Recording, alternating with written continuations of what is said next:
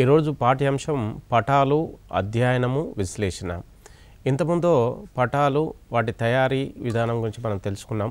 ఈరోజు రెండో పాఠ్యాంశం పటాలు అధ్యయనం విశ్లేషణ.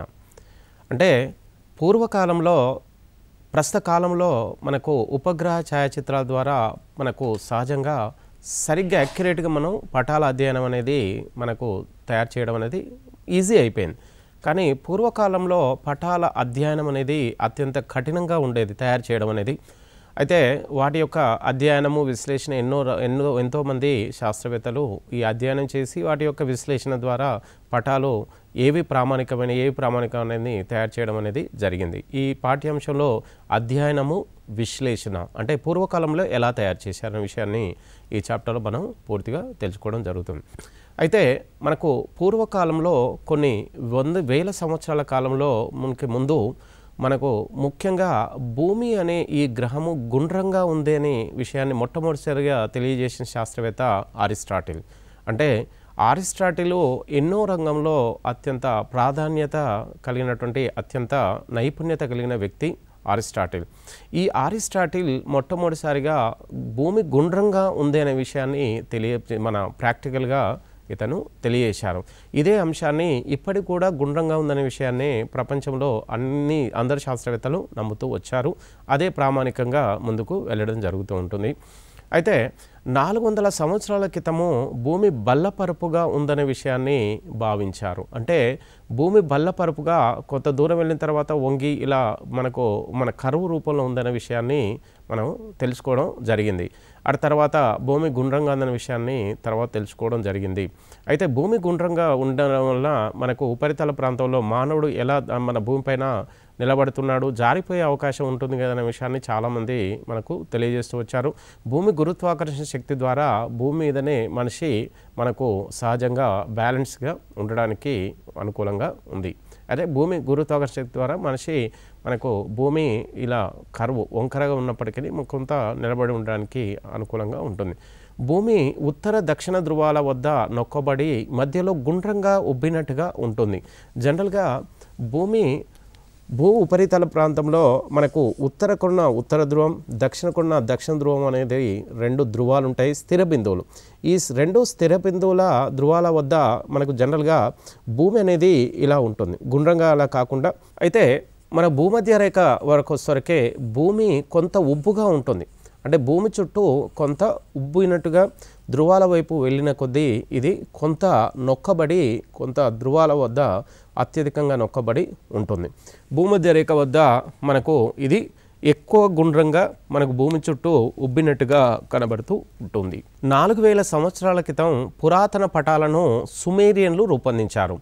ఈ సుమేరియన్లు అంటే జనరల్గా ఇరాక్, ప్రస్తుతం ఉన్నటువంటి ఇరాక్ దేశస్తుల్ని సుమేరియన్లు అనే పేరుతోని జనరల్గా ఉంచారు.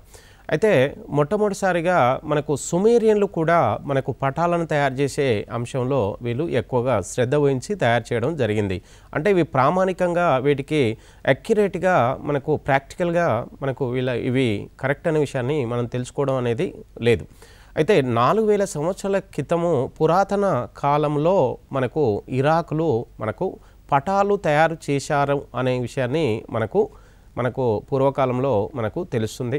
వీటిని ఈ సుమేరియన్లు అంటే ఇరాక్ సంబంధించిన ప్రజలు మన శాస్త్రవేత్తలు వీటిని మట్టి పలకలు అంటే మనకు పురాతన కాలంలో పలకలు అనేవి మట్టితో తయారు చేయడం అనేది జరుగుతూ ఉండేది. వీటిపైన మనకు ఈ పటాలను గీసేందుకు ఈ మట్టి పలకలు అనుకూలంగా ఉండేది కాబట్టి వీటిపైన ఈ పటాలను తయారు చేస్తూ వచ్చేవారు. దేవాలయ భూముల నుండి వచ్చే ఆదాయ వివరాలను పటాల రూపంలో మనకు సుమేరియన్లు భద్రపరిచేవారు. అంటే ఈ ఇరాక్ సంబంధించిన వీళ్ళు ఏం చేసేవారంటే మనకు వెనకటికి లిపి అనేది అంత సామర్థ్యంగా అంత ప్రామాణికంగా ఉండేది కాదు. అయితే లిపి లేని ఆ సమయంలో మనకు జనరల్గా దేవాలయాలు గుళ్ళకు సంబంధించిన ఆదాయ వివరాలన్నిటినీ మనకు ఈ మట్టి పలకలపై జనరల్గా ఈ పటాల రూపంలోనే వారు పటాలను వేసి భద్రపరిచేవారు. ఇక బాబిలోనియన్లు అంటే వీళ్ళని జనరల్గా ఇరాక్లకు సంబంధించిన వీరు మనకు జనరల్గా ప్రపంచ పటాలని 2600 సంవత్సరాల క్రితము మట్టి పలకలపై గీశారు. వీళ్ళు కూడా మట్టి పలకలపై వీటిని గీయడం జరిగింది 2600 సంవత్సరాల క్రితం. ఇక బాబిలోనియన్ల పటంలో ప్రపంచం ఒక పళ్ళెం మాదిరిగా, ప్లేట్ మాదిరిగా మనకు ఉపరితల అంచు కొంచెం ఎత్తుగా, మనకు పళ్ళెం లోతుగా గుంతలో ఉన్నట్టుగా మనకు ఈ ప్రపంచం అనేది ఉందనేది, ఒక పళ్ళెంలాగా ఉంటుందనేది ఈ బాబిలోనియన్లు మొట్టమొదటిసారిగా తెలియజేయడం జరిగింది. ఇలా ఉంటుందనే దానికి ఎలాంటి ప్రాక్టికల్ అంశాలు అనేవి ఏమీ లేవు. ఇక లోపలి వలయంలో అంటే పళ్ళెంలాగా ఉన్నటువంటి ఈ ప్రపంచంలో లోపలి వలయంలో గ్రామాలు, పట్టణాలు, నదులు, కాల్వలు, చిత్తడి భూములు, కొండలు ఉన్నాయనే విషయాన్ని వీళ్ళు తెలియజేస్తూ ఉన్నారు. అంటే మనకు జనరల్గా మన పల్లెం లోపల ఏదైతే పల్ల ప్రాంతం లో లెవెల్ ఏరియాస్ ఉంటుందో, లో లెవెల్ ఏరియాలో గ్రామాలు, పట్టణాలు, నదులు, చిత్తడి భూములు, కొండలు ఇలాంటివన్నీ అంశాలు ఉన్నట్టుగా వీళ్ళు తెలియజేస్తున్నారు. ఇక ఈ వలయము బయట అంటే మనకి భూమి మన పల్లెం మాదిరిగా ఉంటే ఈ వలయానికి బయట అంటే నదులకు మనకి ఏవైతే పట్టణాలు, గ్రామాలు, చెరువులు ఉన్నాయో దానికి కొంచెం అంచెమటి మనకు బయట చెడు నది అంటే ఉప్పు నీటి సముద్రం ఉందనే విషయాన్ని వీళ్ళు తెలియజేస్తూ ఉన్నారు. చెడు నది అంటే జనరల్గా ఉప్పు నీటి సముద్రం అంటే ఈ నీరు ఎలాంటి ఉపయోగం ఉండదు కాబట్టి వీటిని చేదు నది అనే పేరుతోని జనరల్గా పిలుస్తూ ఉన్నారు. ఈ ఉప్పు సముద్రంలో 7 దీవులు ఉన్నాయి. జనరల్గా మనకు గ్రామాలు, పట్టణాలు, నదుల చుట్టూ ఉన్నటువంటి వలయాకారంలో మనకు జనరల్గా ఈ ఉప్పు నీటి సముద్రం ఉంది. ఈ ఉప్పు నీటి సముద్రంలో 7 దీవులు ఉన్నట్టుగా వీళ్ళు తెలియజేస్తున్నారు. ఈ 7 దీవుల్లో మనకు ప్రధానంగా మనకు ప్రామాణికమైన దీవులు ఇవి అనేది పర్టికులర్గా వాళ్ళు ఎక్కడ కూడా తెలియచేయలేదు. ప్రపంచపటం మధ్యలో గల నగరం బాబిలోనియా. ఈ ప్రపంచపటం ఏదైతే ఈ పల్లెం ఆకారంలో ఉన్నటువంటి ఈ ప్రపంచ మధ్యలో గల నగరం బాబిలోనియానే ఈ పట్టణము ఈ మధ్యలో ఉంటుందనే విషయాన్ని వీళ్ళు మనకు జనరల్గా ఈ ఇరాక్ సంబంధించిన వీళ్ళు తెలియజేస్తున్నారు. ఇక గ్రీకులు కూడా మనకు పటాలను తయారు చేసి గీసే వాటిలో ప్రామాణ్యత కలిగిన వారుగా గ్రీకులు. పూర్వకాలంలో ఎక్కువ గ్రీకులు పటాలను తయారు చేసేందుకు ఎంతో సామర్థ్యతతో వాళ్ళు పటాలను తయారు చేసేవారు. అయితే గ్రీక్ శాస్త్రవేత్త అయినటువంటి అనాక్సిమండర్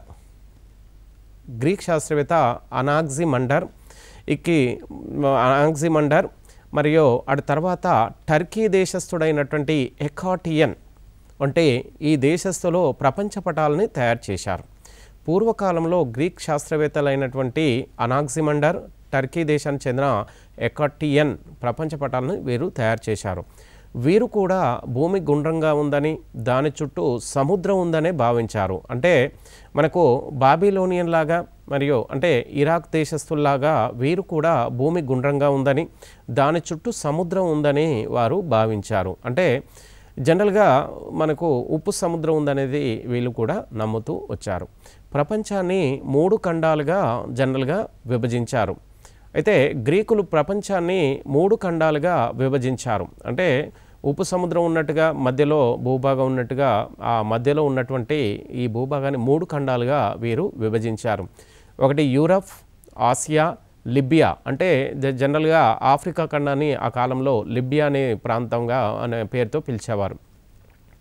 ప్రపంచ మధ్యలో గ్రీక్ నగరం ఉన్నట్టుగా మనకు వాళ్ళు తెలియజేశారు. అంటే వాళ్ళు ఏ దేశాలకు సంబంధించిన గ్రీకు వారు వాళ్ళ దేశమును మనకు ఈ ప్రపంచంలో 3 ఖండాల మధ్యన మనకు ఈ గ్రీక్ దేశం ఉందనే విషయాన్ని తెలియజేస్తున్నారు.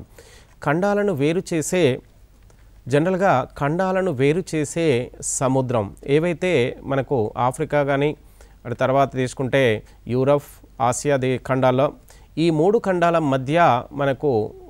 మధ్య మధ్యధరా సముద్రం ఉన్నట్టుగా వీళ్ళు తెలియజేస్తున్నారు. ఇప్పుడు ఉన్నటువంటి మధ్యధరా సముద్రము యూరప్, ఆఫ్రికా, ఆసియా 3 దేశాలకు మధ్యలో ఈ మధ్యధరా సముద్రం అనేది జనరల్గా ఉంటుంది ప్రస్తుతానికి. కానీ ఈ 3 ఖండాలను వేరు చేసే సముద్రం అంటే జనరల్గా వీరు కూడా మనకు యూరప్, ఆసియా, ఆఫ్రికాల మధ్యనే మనకు మధ్యధరా సముద్రం ఉన్నట్టుగా వీళ్ళు ఇప్పుడు ఉన్నటువంటి మధ్యధరా సముద్రం ఎలా ఉందో దాని చుట్టూ ఏ ఖండాలు ఉన్నాయో అదే అంశాన్ని వీళ్ళు తెలియజేస్తూ ఉన్నారు. ఇక పటాల తయారీలో ఆసక్తి కనబర్చిన వారు గ్రీకులు. రోమన్లు. అటు తర్వాత తీసుకుంటే గ్రీకుల తర్వాత మనకు రోమన్లు కూడా ఎక్కువగా మనకు పటాల తయారీకి మనకు ఎక్కువగా ఆసక్తిని చూపించారు. ఇక జనరల్గా అక్షాంశాలు రేఖాంశాల ఆధారంగా పటాలను ఖచ్చితంగా తయారు చేయడానికి ప్రయత్నించిన వారు గ్రీకులు జనరల్గా సహజంగా ప్రాక్టికల్గా మనకు అక్షాంశాలను రేఖాంశాలను ఆధారంగా చేసుకొని పటాలను తయారు చేయడానికి వీళ్ళు పూనుకున్నారు. అంటే ఈ అక్షాంశాలు రేఖాంశాల ద్వారా మనకు సాధారణంగా ఇప్పటికి కూడా ఈ రేఖల ద్వారా మనకు పటాలని సరిగ్గా మనకు అక్యురేట్గా రావడానికి ఈ రేఖలు అత్యంత ఉపయోగపడుతున్నాయి. గ్రీకులు ఒకే సమయంలో మధ్యాహ్నము అయ్యే ప్రదేశాలను గుర్తించి వాటిని కలుపుతూ ఉత్తరం నుండి దక్షిణానికి ఒక గీత గీశారు. దీన్నే మెరీడియన్ రేఖాంశము అంటారు. అంటే మనకు జనరల్గా ఏదైనా భూమి గోళాకారంలో ఉంటుంది. మనకు జనరల్గా నిలువుగా గీయబడ్డటువంటి వీటిని రేఖాంశాలు అంటారు. అంటే సూర్యుడు తూర్పు వైపున మనకు జనరల్గా ఉదయిస్తూ ఉంటారు. సూర్యకిరణాలు ఏవైతే పట్టణాలపైన లంబంగా పడతాయో, ఏవైతే పట్టణాలపైన సూర్యకిరణాలు పడతాయో, ఆ సూర్యునికి ఆపోజిట్గా పడేటువంటి సూర్యకిరణాలు పడ్డప్పుడు ఆ పడ్డ ప్రాంతాల్లో ఏవైతే పట్టణాలు ఉన్నాయో ఆ పట్టణాలన్నిటినీ కలుపుతూ గీయబడ్డటువంటి నిలువుగా గీయబడ్డటువంటి ఈ రేఖని జనరల్గా మధ్యాహ్న రేఖ, మెరీడియన్ రేఖాంశము అనే పేరుతోని జనరల్గా పిలుస్తూ ఉంటారు. అంటే గ్రీక్ భాషలో మెరీడియన్ అంటే మధ్యాహ్న రేఖ. అంటే మనకు మధ్యాహ్నం అయ్యే ఏవైతే ఈ రేఖపై ఉన్నటువంటి ప్రాంతాలు పట్టణాలు ఏవైతే ఉన్నాయో ఈ పట్టణాలన్నింటికీ కలుపుతూ గీయబడ్డటువంటి ఈ వాటిని రేఖాంశాలు అంటారు. ఈ రేఖాంశాలు మనకు జనరల్గా ఏం తెలియజేస్తుందంటే వివిధ ప్రాంతాల మధ్య పట్టణాల మధ్య ఉన్నటువంటి వివిధ దేశాల మధ్య మనకు కాల వ్యత్యాసాలు, కాలాన్ని కనుక్కోవడం ఎలా, మనకు ఈ కాలరేఖలు ఈ రేఖాంశంపై ఎంత టైం అవుతుందనే అంశాన్ని ఇవి మనకు జనరల్గా తెలియజేస్తూ ఉంటాయి. మధ్యాహ్న సమయంలో సమాన పొడవులు గల నీడలు గల ప్రాంతాలను కలుపుతూ అక్షాంశాలను గీస్తారు. ఏవైతే పట్టణాల్లో మనకు అంటే మధ్యాహ్నం అయ్యే పట్టణాలు ఏవైతే ఉంటాయో ఆ పట్టణాల యొక్క నీడ గల ప్రాంతాలను కలుపుతూ గీయడం వలన వచ్చిన రేఖలను మనకు జనరల్గా అక్షాంశాలు అనే పేరుతోని జనరల్గా పిలుస్తూ ఉంటారు. ఇక జనరల్గా మనకు ఈ రేఖాంశాల ద్వారా వివిధ ప్రాంతాలు దేశాల మధ్య కాల వ్యత్యాసాలను కాలాన్ని కనుక్కోవడానికి ఉపయోగిస్తే ఈ అక్షాంశాల ఆధారంగా మనకు శీతోష్ణ స్థితిని వివిధ దేశాల మధ్య దూరాలని ఈ అక్షాంశాల ద్వారా తెలుసుకోవడానికి వీలవుతున్నాయి. ఈ రెండు రకాల గీతలను గ్రీకులు ఏర్పరిచి వీటి ఆధారంగా గ్రిడ్లు గీసి వాటి ఆధారంగా ప్రపంచంలో వివిధ ప్రదేశాలను గుర్తించడం అనేది జరుగుతూ ఉంటుంది. అయితే గ్రిడ్ అనగా ఏవైనా రెండు అక్షాంశాలు మనకు రెండు రేఖాంశాలను ఖండించుకునే ఏదైతే ప్రాంతం ఉంటుందో దాన్ని గ్రిడ్ అంటారు. ఇది ఏ ఆకారంలో ఉంటుందంటే జనరల్గా చతుష్కోణాకారంలో మనకు ఈ ప్రాంతం ఉంటుంది. అంటే ఏదైనా ఒక ప్రాంతంలో మనకు గ్రిడ్ ఏదైతే ఉన్నదో ఆ గ్రిడ్ ప్రాంతంలో మనకు ఈ ప్రాంతం మరొక ప్రాంతంలో మరొక గ్రిడ్ ఉంది. ఈ రెండు గ్రిడ్ల మధ్య కాల వ్యత్యాసం, ఈ రెండు గ్రిడ్ల మధ్య దూరం ఇవన్నీ కనుక్కోవడానికి జనరల్గా మనకు గ్రిడ్లు అనేవి ఉపయోగిస్తూ ఉంటారు. అంటే రెండు ప్రదేశాలు ఉన్నాయనుకోండి, ఆ రెండు ప్రదేశాలను గ్రిడ్లలో చూపిస్తూ ఆ గ్రిడ్ ప్రాంతంలో మనకు కాలాలను ఆ గ్రిడ్ల మధ్య దూరాలను కనుక్కోవడానికి మనకు అక్షాంశాలు రేఖాంశాలు మనకు ప్రామాణికంగా తీసుకోవడం జరుగుతుంది. వీటిని సరిగ్గా గీయడానికి మనం 2000 సంవత్సరాలు పట్టింది. అంటే అక్షాంశాలు రేఖాంశాలను మరియు వాటి యొక్క ఉపయోగాలను వాటి యొక్క ప్రామాణికాలను మొత్తం గీయడానికి వివిధ ఎంతోమంది శాస్త్రవేత్తలు ఈ అక్షాంశాలు రేఖాంశాలను ఉపయోగిస్తూ భూపరితలంలో శీతోష్ణతలని దేశాల మధ్య దూరాలు కానీ కాలాలను కానీ ఎక్యురేట్గా తెలియజేయడానికి ప్రపంచానికి అందించడానికి 2 సంవత్సరాల కాలం పట్టినట్టుగా తెలుస్తూ ఉంటుంది. ప్రాచీన కాలంలో ఈ గీతలను ఉపయోగించి సవివరమైన పటాలను తయారు చేసిన వాడు టాలమీ. అంటే మనకు ఈ టాలమీ మనకు ప్రపంచంలో మనకు అక్షాంశాలు రేఖాంశాలని ప్రామాణికంగా ఉపయోగించి గ్రిడ్ల ద్వారా మనకు శీతోష్ణత అనుకోండి, అటవీ విస్తీర్ణం అనుకోండి, మనకు శీతోష్ణది అటవీ విస్తీర్ణము, ఆర్ద్రత మరియు వర్షపాతం, మరియు అటు తీసుకుంటే మనకు ఖనిజాలు ఇలాంటి ఎన్నో రకాల అంశాలను మనకు ఈ అక్షాంశాలు రేఖాంశాల ద్వారా సవివరంగా తెలియజేసిన శాస్త్రవేత్త టాలమీ. ఇక తీర ప్రాంతాలను సరిగ్గా గుర్తించిన లోతు ప్రదేశాలను గురించి సరిగ్గా తెలియజేయలేడు. కానీ ఇక్కడ తీర ప్రాంతాలను అక్షాంశాలు రేఖాంశాల ద్వారా టాలమీ తీర ప్రాంతాలని సరిగ్గా గుర్తించాడు. కానీ మనకు ఇక తీర ప్రాంతాల లోపల ఉన్న ప్రదేశాలని సవివరంగా తెలియచేయలేదు. అంటే దాని విషయంలో మనకు ఎక్కువగా శ్రద్ధ చూపించలేదనే విషయాన్ని మనకు ఇక్కడ తెలుస్తుంది. అంటే శ్రీలంకను గుర్తించాడు కానీ భారత్ను గుర్తించలేదు. అంటే కారణం శ్రీలంక మనకు జనరల్గా చుట్టూ అన్ని వైపులా నీరు ఆవరించడంలో తీర ప్రాంతము ఎక్కువగా ఉంటుంది కాబట్టి శ్రీలంకని పూర్తిగా మనకు ఈ తీర ప్రాంతం ద్వారా గుర్తించడం జరిగింది. కానీ భారతదేశము ప్రపంచంలో 7వ పెద్ద దేశము, ఎక్కువ విస్తీర్ణాన్ని కలిగి దాదాపుగా మనకు 33 లక్షల చదరపు కిలోమీటర్ల విస్తీర్ణం కలిగిన భారతదేశాన్ని తీర ప్రాంతం మాత్రం గుర్తించినప్పటికీ అంతర్భాగంలో భారత అత్యంత విస్తీర్ణం కలిగిన అంతర్భాగాన్ని సరిగ్గా గుర్తించలేదని చెప్పవచ్చు. అరబ్బులు ప్రపంచ పటాల తయారీకి అరబ్బు పండితులు, నావికులు టాలమీ పుస్తకాలను ఎక్కువగా ఉపయోగించారనేది మనకు ఇక్కడ తెలుస్తూ ఉంటుంది. అయితే ప్రపంచంలో అరబ్బులు కూడా పటాల తయారీకి ఎక్కువ శ్రద్ధ చూపారు. ఇటు అరబ్బు పండితులు నావికులు వీళ్ళు టాలమీ రాసినటువంటి అక్షాంశాలు రేఖాంశాల ద్వారా అతను ఏదైతే మన పటాల తయారీకి సంబంధించిన విషయాలను తెలియజేశారో ఆ పుస్తకాలను అరబ్ పండితులు, నావికులు ఉపయోగించి పటాలను తయారు చేసేందుకు వాళ్ళు ఈ టాలమీ పుస్తకాలను ఉపయోగించారు. పటాలు తయారు చేసిన వారిలో ఒకరు ఆల్ ఇద్రిసి. ఇతను కూడా అరబ్ సంబంధించినటువంటి ఇతను మనకు జనరల్గా పటాలను తయారు చేసే అంశంలో ఎక్కువ శ్రద్ధ చూపాడనేది తెలుస్తుంది. ఆల్ ఇద్రిసి 1154 సంవత్సరంలో ఈయన మనకు జనరల్గా ఆల్ ఇద్రిసి ప్రపంచ పటాన్ని ఒకటి రూపొందించాడు. ప్రపంచ పటాన్ని మనకు జనరల్గా ఇంతో అంత మన అన్ని అంశాలను మనకు పటంలో ప్రపంచ పటంలో అన్ని అంశాలని చూపించేందుకు ఇతను ప్రయత్నం చేశాడు. 1154 సంవత్సరంలో ఇతను మనకు పటాలను అంటే పూర్తి విషయాలతో కూడినటువంటి పటాన్ని రూపొందించాడు. ఈయన పటంలో యురేషియా, ఆఫ్రికా ఉత్తర భాగాలను చూపించాడు కానీ మొత్తం భాగాన్ని చూపించలేదు. ఈయన పటంలో యురేషియా అనేది ప్రస్తుతం భూపరితలంపై 7 ఖండాలలో 8వ ఖండంగా యురేషియాని చూపిస్తూ ఉన్నారు. యురేషియాలో అంటే ఇప్పుడు ఉన్నటువంటి ఉత్తర ఆసియా, ఉత్తర ఆఫ్రికా ఈ 2 ప్రాంతాలను కలిపి యురేషియా ఖండంగా ప్రస్తుతానికి కూడా పిలవడం జరుగుతుంది. అయితే ఈ 2 ఖండాలతో కలిపి మనకు లోని ఈ భాగాన్ని ఇతను తెలియజేశారు. అంటే ఆసియాలోని ఎక్కువ భాగము, ఆఫ్రికాలోని మన యూరప్లోని కొంత భాగాన్ని కలిపి యురేషియా అనే పేరుతో పిలుస్తున్నారు. అంటే ఉత్తర ఆసియా, ఉత్తర ఆఫ్రికాను ఇతను తెలియజేయడం జరుగుతూ ప్రపంచ పటంలో చూపించారు.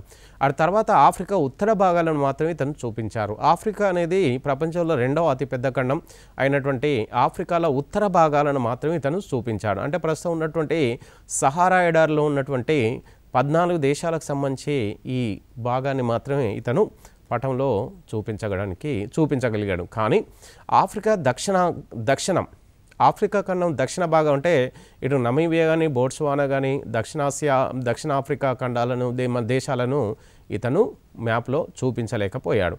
అదేవిధంగా ఆసియాలోని భాగమైనటువంటి ఆగ్నేయ ఆసియా దేశాలను కూడా చూపించలేడు. అంటే జనరల్గా ఆగ్నేయ ఆసియా దేశాలైనటువంటి మలేసియా, సింగపూర్, మన ఇండోనేషియా, ఫిలిప్పీన్ వంటి దేశాలను ఇతను పటాలలో చూపించలేదు.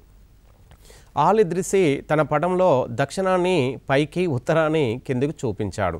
ఇద్రిసి అతను ఏం చేశాడంటే తను ప్రపంచ పటాన్ని తయారు చేసే క్రమంలో ఇతను దక్షిణ భాగాన్ని అంటే ఇప్పుడున్న దక్షిణ భాగాన్ని పైకి చూపించి ఉత్తర భాగాన్ని కిందికి చూపించాడు అనేది ఈ పటం వల్ల మనకు తెలుస్తుంది.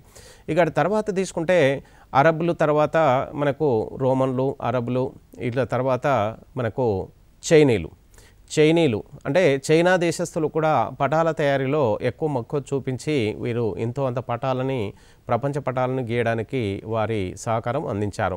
1389లో వీళ్ళు చైనీలు 1389లో చైనీయులు 17 చదరపు మీటర్ల గుడ్డ పైన 17 చదరపు మీటర్ల గుడ్డ అంటే క్లాత్ పైన డామింగ్ హన్ ఇత్ అనే శాస్త్రవేత్త, చైనా దేశానికి చెందిన శాస్త్రవేత్త ప్రపంచ పటాన్ని గీశాడు.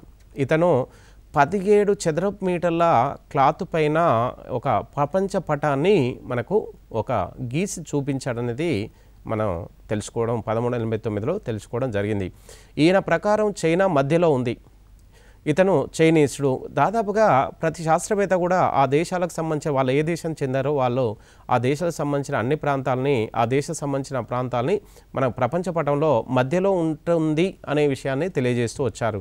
అదేవిధంగా ఈయన కూడా మనకు డామింగ్ హిత్ అనే ఈయన కూడా మనకు ప్రపంచ పటంలో మనకు చైనా మధ్యలోనే ఉంటుందన్నట్టుగా ఇతను కూడా చెప్పడం జరుగుతూ ఉంటుంది. యూరప్ చిన్నగా సన్నగా పటం అంచున ఉంటుందనే విషయాన్ని ఇతను మనకు తెలియజేస్తూ ఉన్నారు. అంటే డామింగ్ జనరల్గా యూరప్ ఖండాన్ని చిన్నగా సన్నగా అంటే ఇప్పుడు ఉన్నట్టుగా కాకుండా చిన్నగా, అంటే చిన్నగా ఉన్నప్పటికీ మరీ అతి చిన్నగా సన్నగా అంటే వెడల్పు తక్కువగా ఉన్నట్టుగా మనకు ఇతను క్లాత్ పైన గుడ్డ పైనటువంటి ఏదైతే గీశాడో దాంట్లో చిన్నగా ఉన్నట్టుగా చూపిస్తూ వచ్చాడు. ఇక యూరోపియన్లు మనకు జనరల్గా కనుక్కున్న గుడ్ హోప్ అగ్రాన్ని కూడా చైనీయులు సూచించారు. ఇప్పుడు ఉన్నటువంటి యూరప్ దేశంలో ఉన్నటువంటి పోర్చుగీస్ నావికులు మనకు ఆఫ్రికా ఖండంలోని దక్షిణ అగ్రాన్ని చేరుకొని దాన్ని గుడ్ హోప్ అగ్రం అనే పేరుతో మనకు వాళ్ళు తెలియజేశారు. ఈ అగ్రాన్ని వీళ్ళు చైనీయులు తన పటాలలో చూపించడం అనేది జరిగింది. బైబిల్ ప్రకారం అంటే మత భావనల ఆధారంగా మతాలకు అనుకూలంగా మతాలను కూడా మనకు పటాలలో మనకు అది చొప్పించి అంటే ఇంక్లూడ్ చేసి మనకు పటాలను తయారు చేశారు. ఇక బైబిల్ ప్రకారంగా మనకు బైబిల్ ఆధారంగా ప్రపంచాన్ని చిత్రించారు.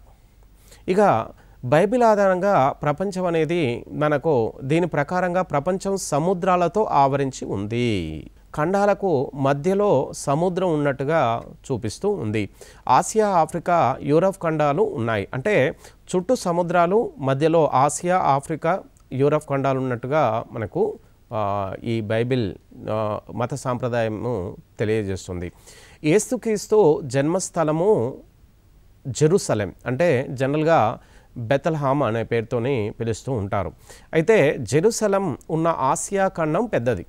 అంటే వీళ్ళు ఏదైతే మత ప్రాతిపదికగా ఏదైతే ప్రపంచ పటాన్ని తెలియజేసి చూపిస్తున్నారో ఆ పటంలో అతి పెద్ద ఖండంగా ఆసియాను చూపించారు. ఇక అది తీసుకుంటే మత ప్రకారంగా అతి పెద్ద ఖండమైనటువంటి ఆసియా ఖండాన్ని మనకు ప్రపంచంలో పెద్దగా చూపించారు. ఆ తర్వాత అది యూరప్, ఆఫ్రికాని కూడా చిన్నవిగా చూపించారు. అంటే మొత్తం మీద మనకు యేసుక్రీస్తు జన్మస్థానం జెరూసలేం ఉన్న ఆసియా ఖండాన్ని అతి పెద్దదిగా, మిగతా యూరప్, ఆఫ్రికా ఖండాలని చిన్నదిగా చూపించడం అనేది జరుగుతూ ఉంది. 1480లో యూరోపియన్లు టాలమీ పుస్తకాల ఆధారంగా కొత్త పటాలను తయారు చేశారు.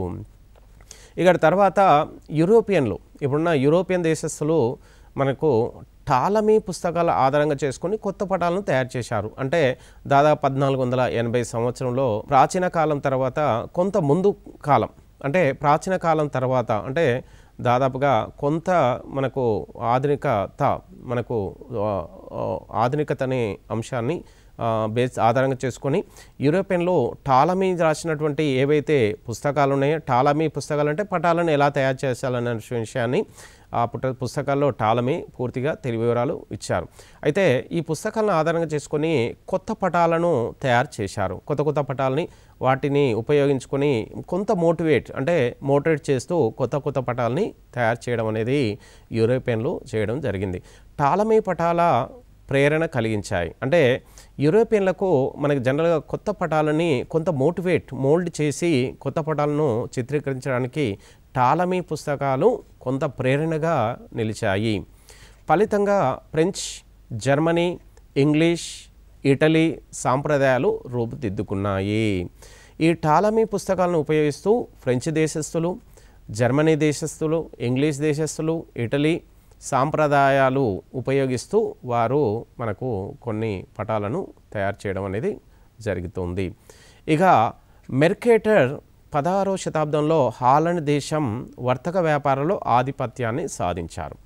ఈ మెర్కేటర్ అనే శాస్త్రవేత్త మనకు హాలండ్ అంటే యూరప్ ఖండంలో ఉన్నటువంటి హాలండ్ దేశస్థుడైన హాలండ్ దేశము వర్తక వ్యాపారాల్లో మనకు 16వ శతాబ్దంలో ఎక్కువగా మన ఆర్థికంగా అభివృద్ధి చెంది వర్తక వ్యాపారాల్లో ముందుంటూ వచ్చింది. ఇక డచ్ దేశం పటాల తయారీదారుడు. డచ్ అంటే మనకు డచ్ దేశం నెదర్లాండ్ అంటారు. ఈ డచ్ దేశ ప్రజలు మనకు జనరల్గా పటాలను తయారు చేసే అంశంలో చాలా వరకు ముందున్నారు. అంటే గేర్ హార్డస్ మెర్కేటెడ్ పటాలు. ఇక మెర్కేటెడ్ పటాల ద్వారా ఈ పటాల పితామహుడు అంటారు. అంటే గేర్ హార్డస్ మెర్కేటర్ ఇతన్ని పటాల పితామహుడుగా పిలవడం జరుగుతుంది. ఇక తర్వాత తీసుకుంటే ఈయన చిత్రించిన విధానము ఆయన పేరు మీద మెర్కేటెడ్ ప్రక్షేపణము అని ఖ్యాతిగాంచింది. అయితే మెర్కేటర్ మనకింతో అంతా మనకు ఆధునిక ప్రామాణికతకు దగ్గరగా ప్రపంచ పటాలని మనకు చిత్రించడం జరిగింది. ఇతను చిత్రించినటువంటి ఈ చిత్రపటాలు ఏవైతే పటాలు ఉన్నాయో అవి ఇంతో అంతా అతని పేరు మీద మెర్కేటెడ్ ప్రక్షేపణం అనే ఖ్యాతిగాంచింది. మెర్కేటెడ్ ఇతని పటాలని మనకు మెర్కేటెడ్ ప్రక్షేపణం అనే పేరుతో ఆ పటాలు ఖ్యాతిగాంచాయి. ప్రస్తుతం వాడే అన్ని పటాలు మనకు జనరల్గా దీని ఆధారంగానే మనకు గీయడం జరుగుతుంది.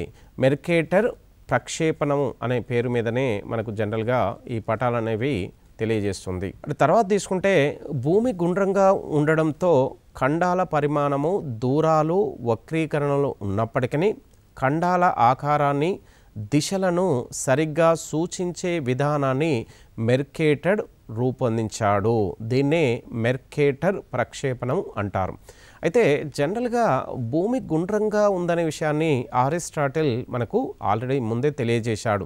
అయితే గుండ్రంగా ఉండడంతో మనకు ఈ ఖండాలు అనేవి మనకు ఖండాల పరిమాణం, దూరాలలో వక్రీకరణలు ఉంటాయి. జనరల్గా ఖండాలు మన విస్తీర్ణం ఎక్కువగా ఉండడం వల్ల మనకు జనరల్గా ఖండాలు అనేది మన భూ ఉపరితలం గుండ్రంగా ఉండడం వల్ల ఖండాల విస్తీర్ణం ఎక్కువ ఉండడం వల్ల ఖండాల నుంచి మనకు తూర్పు కానీ పశ్చిమ వైపుకు వెళ్ళినా కొద్దీ ఖండాల పరిమాణం ఎక్కువగా ఉండడం వల్ల అక్కడక్కడ వక్రీకరణలు ఉన్నట్టుగా కనబడుతూ ఉంటుంది. అయితే ఈ వక్రీకరణలను మనకు ఉన్నప్పటికీ ఖండాల ఆకారాన్ని మరియు వాటి యొక్క దిశలను సరిగ్గా చూపించే విధానాన్ని ఇతను మెర్కేటెడ్ రూపొందించాడు. దీన్నే మెర్కేటెడ్ ప్రక్షేపణం అంటారు. అంటే మెర్కేటెడ్ ప్రక్షేపణం అంటే మనకు భూ ఉపరితలంపై ఉన్నటువంటి అత్యంత విస్తీర్ణంలో ఉన్నటువంటి ఈ ఖండాలను మనకు ఏదో ఒక దిశలో మనకు పయనించే క్రమంలో తూర్పే కావచ్చు, పశ్చిమ దిశలో కావచ్చు, అంటే తూర్పు దిశలో జనరల్గా భూమి పశ్చిమ నుంచి తూర్పు తిరుగుతుంది కాబట్టి ఖచ్చితమైన దిశను ఈ మెర్కేటర్ ప్రక్షేపణం ద్వారా తెలుసుకోవడం అనేది జరుగుతుంది. అదేవిధంగా మనకు తూర్పు వైపు వెళ్ళే కొద్దీ ఖండాల్లో మనకు అక్కడక్కడ ఎక్కువ విస్తీర్ణం ఉండడం వల్ల కొంత మనకు వక్రీకరణలు అనేవి ఉంటాయి. ఈ వక్రీకరణలు ఉన్నప్పటికీ ఈ ఖండాల ఆకారాన్ని, వాటి యొక్క దిశలను మనకు సవ్యంగా మెర్కేటెడ్ ప్రక్షేపణం ద్వారా అనే సిద్ధాంతం ద్వారా మెర్కేటెడ్ రూపొందించాడు. ఇక మన భారతదేశం వివిధ శాస్త్రవేత్తలు, పటాల శాస్త్రవేత్తలు, మనకు అరబ్ దేశస్తులు, గ్రీకులు మరియు రోమన్లు, ఇటు చైనీయులు, ఇటు తర్వాత తీసుకుంటే యూరోపియన్లు తీసుకుంటే మనకు మన పటాలను తయారు చేయడంలో కూడా భారతదేశం ఎంతో మన భారతదేశంలోని శాస్త్రవేత్తలు కూడా పటాలను తయారు చేయడానికి పూనుకున్నారు. దేశం మొత్తం సర్వే చేసి పటాలు తయారు చేయటకు బ్రిటిష్ వారు సర్వేక్షణ శాఖను ఏర్పరిచారు. అంటే మన భారతదేశంలో మనకు బ్రిటిష్ వారు 1600 సంవత్సరంలో భారతదేశంలోకి ప్రవేశించి వారు భారతదేశంలో వివిధ ప్రాంతాలను ఆక్రమించి అన్ని రంగాలలో వారు భారతదేశంలో తన ప్రామాణికంలో ఉంటూ వచ్చారు. అయితే వీరు మనకు దేశ పరిపాలనే కాదు, ఆర్థిక రంగంలో కానీ వారి యొక్క దేశ ఆక్రమణ విషయాలే కాకుండా మన దేశం యొక్క పూర్తి వివరాలను, అంటే ఉపరితల ప్రాంతాలను మరియు ఇటు రాజకీయ పటాలను, వివిధ రకాల పటాలను తయారు చేసే అంశాలకు సంబంధించి వీరొక సర్వే శాఖను కూడా ఏర్పాటు చేశారు. దాన్నే సర్వేక్షణ శాఖ అనే పేరుతోని పిలుస్తుంటారు. బ్రిటిష్ వారు ఈ శాఖ ద్వారా మనకు భారతదేశంలో ఉన్నటువంటి వివిధ పటాలను తయారు చేస్తూ భారతదేశంలో వివిధ ప్రాంతాల్లో జనాభా అనుకోండి, వివిధ ఖనిజాలు అనుకోండి, అడవులు కానీ మరియు నేలలు కానీ, మన పొలిటికల్ కానీ, భూ ఉపరితల ప్రాంతంలో హిమాలయ నుంచి కన్యాకుమారికి ఉన్నటువంటి వివిధ ప్రాంతాల యొక్క భౌగోళిక స్థితిగతులను తెలుసుకోవడానికై పటాలను తయారు చేసేందుకై ఒక సర్వేక్షణ శాఖను ఏర్పాటు చేశారు. ఈ సర్వేయర్ అంటే భారత మొదటి సర్వేక్షణ శాఖ డైరెక్టర్ జనరల్ జేమ్స్ రన్నెల్ అనే అతన్ని నియమించి ఇతని ఆధ్వర్యంలో వివిధ పటాలను తయారు చేసేందుకు బ్రిటిష్ ప్రభుత్వం భారతదేశంలో మనకు ఎంతో ప్రయత్నం చేసింది. 1776లో భారత మొదటి పటాలను రూపొందించాడు. అంటే బ్రిటిష్ వారు 1776లో భారతదేశానికి సంబంధించి అక్యురేట్గా ప్రామాణికంగా మనకు మొట్టమొదటిసారిగా భారత ఉపరితల ప్రాంతాలనుకోండి, వివిధ ప్రాంతాలనుకోండి, వివిధ అంశాలకు సంబంధించిన పటాలను వీరు రూపొందించడం జరిగింది. అంటే ఈ సర్వేక్షణ శాఖని మొట్టమొదటిసారి 1800లో విలియం లంప్టన్ అతను మనకు ఆరంభించాడు. దక్షిణాన చైనా నుండి హిమాలయాల వరకు రేఖాంశాల పొడవును నిర్ణయించి వివిధ ప్రదేశాల ఎత్తులను గుర్తించారు.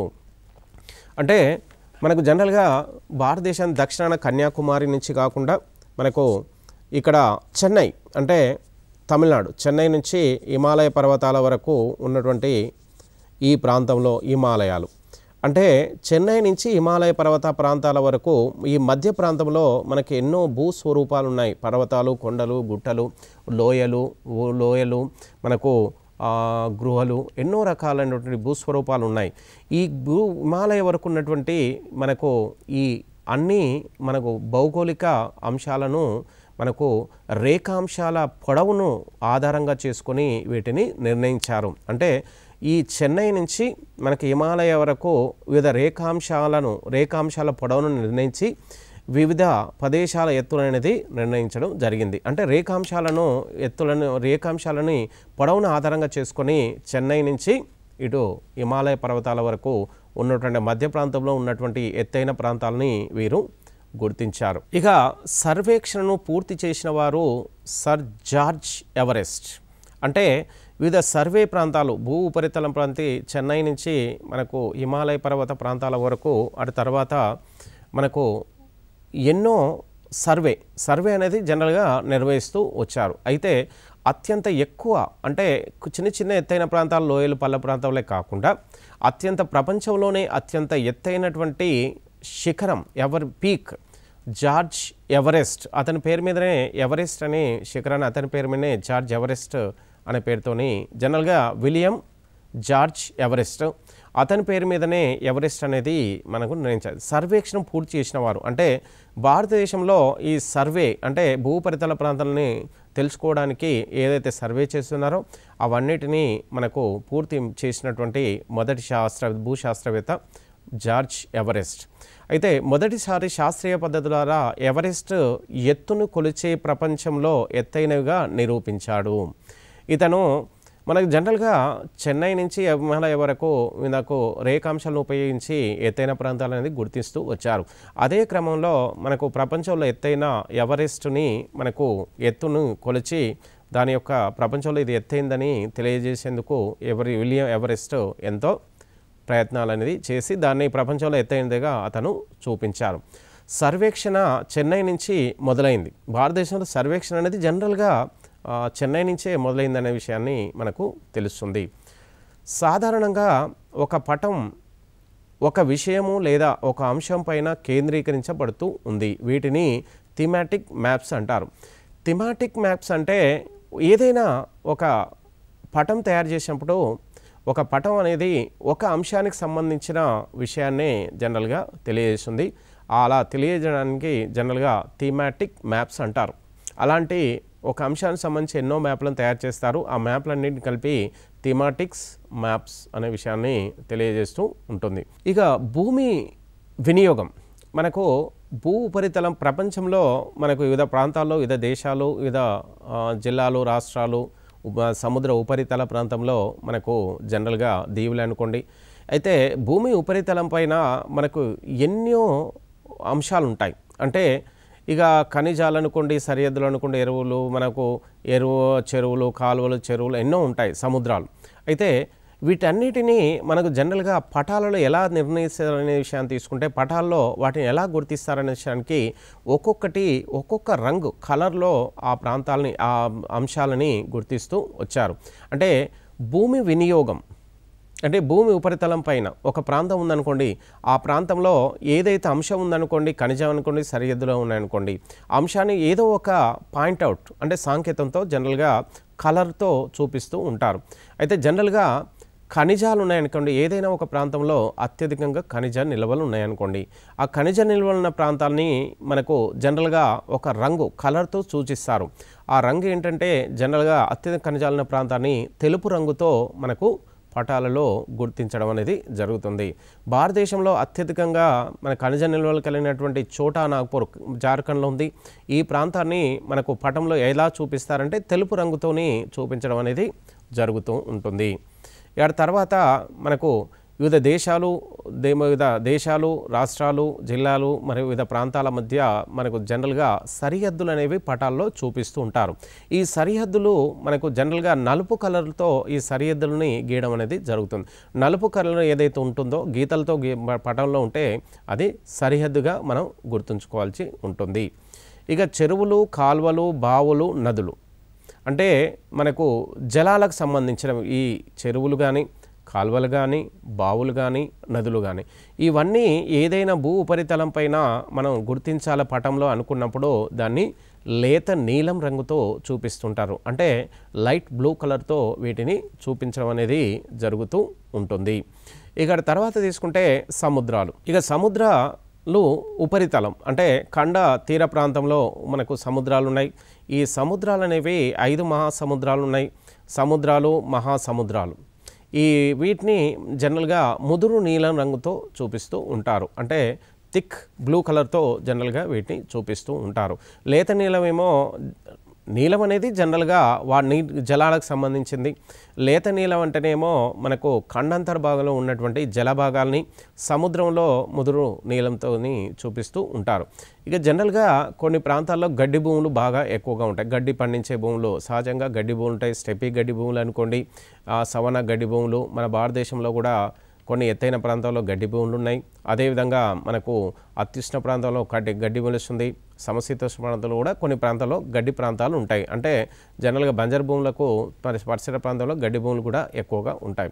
ఈ గడ్డి భూముల్ని మనకు జనరల్గా పటాల్లో ఎలా చూపిస్తారంటే లేత ఆకుపచ్చ, లైట్ గ్రీన్ కలర్, ఆకుపచ్చ లైట్ గ్రీన్ కలర్తో వీటిని చూపించడం జరుగుతుంది.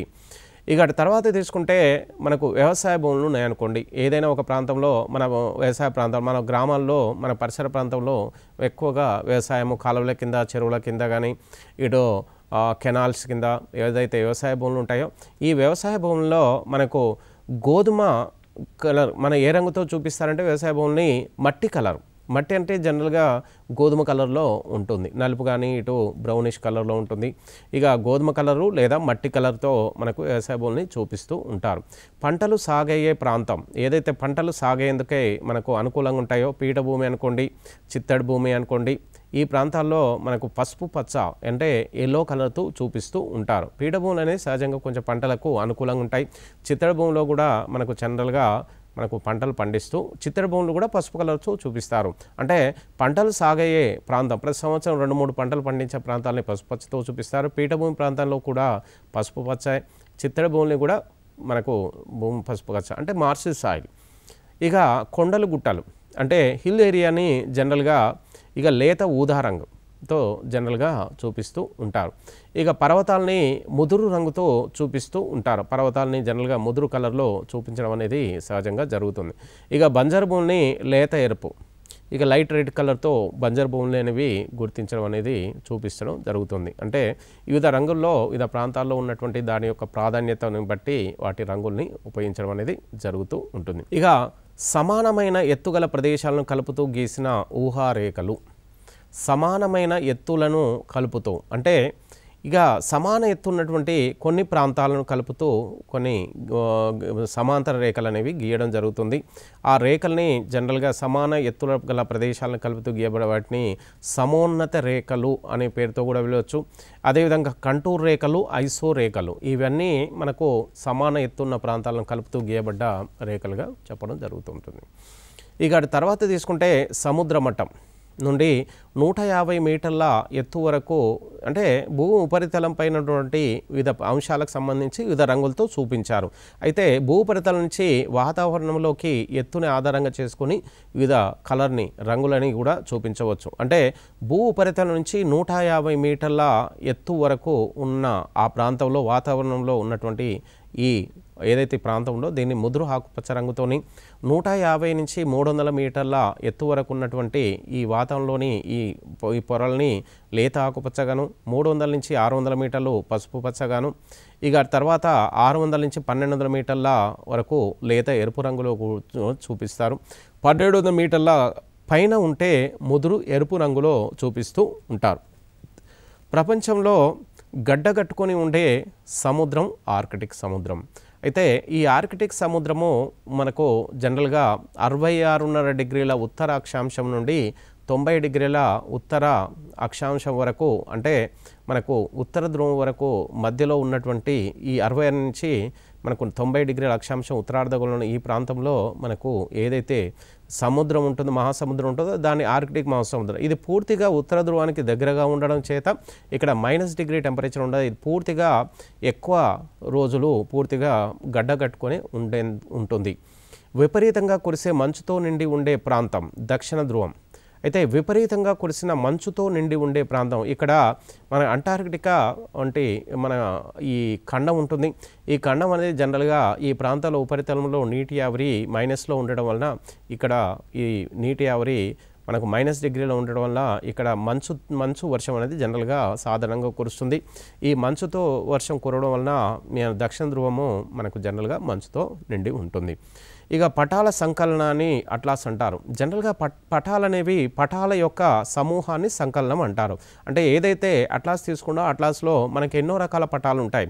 రాజకీయ పటాలు, భౌతిక పటాలు, రవాణా పటాలు, మనకు నేలలకు సంబంధించి, ఖనిజాలకు సంబంధించి, మరియు సముద్రాల తీర ప్రాంతాలు, ఇవన్నీ ఎన్నో రకాల పటాలు ఉంటాయి. అన్ని రకాల పటాల సమూహాన్ని మనకు అట్లాస్ అనే పేరుతోని పిలుస్తూ ఉంటారు. కంటూరు రేఖల మధ్య దూరం భూస్వరూపంపై ఆధారపడి ఉంటుంది. కంటూరు రేఖలో జనరల్గా కొంచెం వాలు ఎక్కువ ఉండి వాలు తక్కువగా ఉండొచ్చు భూ ఉపరితల ప్రాంతం. అలాంటప్పుడు వాటి మధ్య దూరాలు అనేవి అక్కడక్కడ కొంత వంకలు తిరిగి ఉండవచ్చు. అంటే మధ్య దూరం పైన ఆధారపడి ఉంటుంది.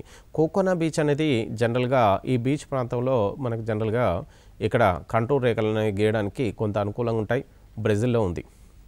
ఇక గ్లోబ్, భూమి నమూనా, ఇక ఇది కూడా మనకు సిలబస్లో ఉన్న ఒక అతి ప్రధానమైనటువంటి చాప్టర్. ఇక గ్లోబ్ అనేది మనకు భూమికి ఒక నమూనాగా చూపిస్తాం. అంటే జనరల్గా ప్రపంచం భూగోళాన్ని మనం ప్రాక్టికల్గా ఏమి చూడలేం కాబట్టి దానికి ఒక నమూనాని గ్లోబ్ని అనేది చూపిస్తూ ఉన్నారు. గ్లోబు మధ్యన ఒక గ్లోబ్ అక్షం, అంటే భూ అక్షం లాంటిది ఉంటే ఆ గ్లోబు అనేది అక్షం మీద తిరుగుతూ ఉంటుంది. అలానే భూమి కూడా భూ అక్షాన్ని ఆధారంగా చేసుకుని పశ్చిమ నుంచి తూర్పు తిరుగుతున్నట్టుగా ఈ గ్లోబ్లో చూపించడం అనేది జరుగుతూ ఉంటుంది. ఇది భూమి ఆకారాన్ని, నేల, నీరు, ఖండాలు, అంటే జనరల్గా గ్లోబ్ ఉపరితలాన్ని మీద మనకు వివిధ ఖండాలు, మరి భూమి ఆ ఖండాల ఆకారాలు, మరి అదేవిధంగా నేలలు, నీరు, ఖండాలు, మహాసముద్రాలు, ప్రపంచంలో దేశాలను చూపిస్తుంటుంది. అంటే భూగోళము మనకు జనరల్గా భూ ఉపరితలం పైన వివిధ పటాలకు సంబంధించి మనకు భౌగోళిక అంశాలు, దేశాలు, రాష్ట్రాలు మరియు జిల్లాలకు సంబంధించి సముద్రాలు, మహాసముద్రాలు, నేలలు మరియు అరణ్యాలకు సంబంధించి అన్ని విషయాలని కూడా మనకు గ్లోబ్ పైన మనం చూపించవచ్చు. నిజానికి భూమి ఖచ్చితమైన గోళాకారం అనేది ఉండదు, ఖచ్చితమైన గుండ్రంగా కూడా కాదు. ఉత్తర దక్షిణ ధ్రువాల దగ్గర కొద్దిగా నొక్కుకుపోయి భూమధ్య రేఖ దగ్గర కొద్దిగా ఉబ్బినట్లుగా ఉంటుంది. అంటే ఇంతకుముందు కూడా దీన్ని మనం చెప్పడం జరిగింది. ఈ తేడా అతి తక్కువగా ఉండడం వల్ల చాలా గ్లోబులు మానచిత్రాలు దీన్ని చూపించవు. అంటే జనరల్గా ఇక్కడ ఈ తేడా అతి తక్కువగా ఉండడం వల్ల చాలా గ్లోబులు మానచిత్రాలు దీన్ని చూపించలేవు. అంటే మనకు దూరం అనేది మనకు ఎక్కువ విస్తీర్ణం ఉండడం వలన మనకు జనరల్గా ఈ అంటే ఇలా భూమి కొంచెం వంగినట్టుగా వక్రీకరణ ఉన్నప్పటికీ ఆ వీటి అనేవి చూపించడం అనేది ఈ గ్లోబ్లో మనం చూడలేం. భూమి ఆకారం గోళాకారం. జనరల్గా భూమి స్పెరికల్ ఆకారం గోళాకారం ఉంటుంది. భూమి చివరి కొనలో 2 ధ్రువాలు స్థిరంగా ఉంటాయి. భూమి ఉపరితలం పైన 2 స్థిర బిందువులు ఉంటాయి. ఆ 2 స్థిర బిందువులు మనకు జనరల్గా ఒకటి ఉత్తరార్ధగోళం, మరొకటి దక్షిణార్ధగోళం. ఇలా ఉత్తరార్ధగోళం మరియు దక్షిణార్ధగోళం అనే 2 స్థిర బిందువులు ఉంటాయి. భూమి అక్షము ఈ 2 స్థిర బిందువుల నుంచి భూకేంద్రం గుండా మనకు భూ అక్షం అనేది అక్షాన్ని గీయడం అనేది జరుగుతుంది. ఇలా గీయబడినటువంటి రేఖని భూ అక్షం అనే పేరుతోని జనరల్గా పిలుస్తూ ఉంటారు. అక్షాంశాలు భూమిపైన అడ్డంగా గీయబడ్డ ఊహారేఖలు. అంటే అక్షాంశాలు భూమి మీద మనకు జనరల్గా అక్షాంశాలని భూ ఉపరితలం పైన మనకు జనరల్గా 0 డిగ్రీ అక్షాంశం ద్వారా చూపిస్తుంది. దీన్ని భూమధ్య రేఖ అంటారు.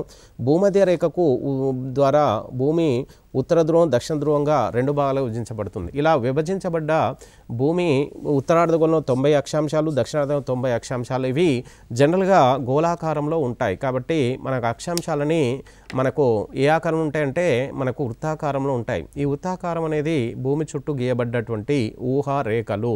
ఎందుకంటే మనం భూమి మీద చూడలేం కాబట్టి గ్లోబ్ మీద వీటిని మనం చూడడం జరుగుతుంది. కాబట్టి వీటిని ఊహారేఖలు అనే పేరుతో పిలుస్తాయి. ఇవి భూమి చుట్టూ వృత్తాకారంలో గీయబడ్డ ఊహారేఖలు. ఇక రేఖాంశాలు భూమిపై నిలువుగా గీయబడ్డ ఊహారేఖలు.